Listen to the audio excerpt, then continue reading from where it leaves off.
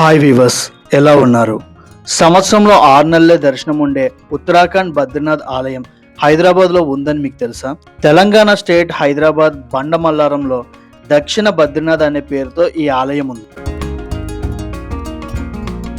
ఆలయం ground floor లో మనకి గణపతి స్వామి, పార్వతీ సమేత శివయ్య ఆలయం అయితే చూస్తాం. మరోపక్క గాయత్రి దేవాలయం అయితే మనం చూస్తాం. ఇంకా స్టెప్స్ ఎక్కి ఫస్ట్ ఫ్లోర్ వెళ్తే మహావిష్ణు దర్శనం అయితే మనకు కనిపిస్తుంది. టెంపుల్లో మొబైల్ అలౌడ్ లేదని చెప్పి షూట్ అయితే చేయలేదు.